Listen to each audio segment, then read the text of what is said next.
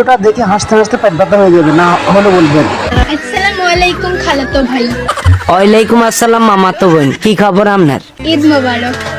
বেড়া সেটা দেখছো তুমি, দাঁত হাসে কেন এমন যে এক বাড়ি দিম দাঁতে গুন মাঝি ইয়েস নকা আবার ইয়ানি ঈদ মোবারক দিতে আইছ। আসসালামু আলাইকুম। ওয়ালাইকুম আসসালাম। আমার সালামি কই? এই তো ঈদের সালামি কান আলা বাঁশি গেলে আইছি তো লাই কি গেছি কথা বুঝত নেই। আসসালামু আলাইকুম খালাতো ভাই। ওয়ালাইকুম আসসালাম মামাতো বোন, কি রে তোর কি খবর? ঈদের দিন ঘুরতে নিয়ে যাবে না?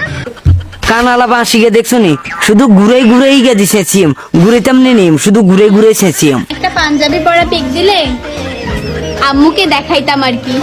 তোর আম্মারে কবিল কেন এই মিয়ারে হুজুর ওষুধ ছাড়াই ট্রিটমেন্ট দিয়ে দিতেছে। মার্কেটে আসে মার্কেটিং করতে। আর তোরা বোঝ আমায় দুনুকা সোশ্যাল মিডিয়াতে আইয়স নোংরা ছড়াতি কি গেছে কথা বুঝত নেই। ওই কি রে, ওই কি রে? মধু মধু রসমলাই রসমলাই। ঈদের সালামি দাও। ইয়ে সালামিনি কাঠ এটা আছে এমন জোরে এক বাড়ি দিয়ে সোয়া টোয়া সব বিয়ে হয় কেন, মানে কারণ বাজার চলে যাইব। ঈদের দিন সালামি চেয়ে লজ্জা দিবেন না।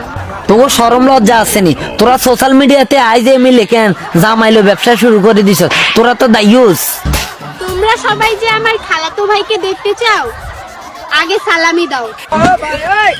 কাঠ এটা দেখছত নি এমন জোরে এক বাড়ি দিয়ে শুয়ারির গান গোড়া দুনু গান, মানে তোর এমন জোরে হাড়া আলাইম বুঝত নি, এমন জোরে চেঁচা চেঁচ মেজাজটা খারাপ করে দিতেছ।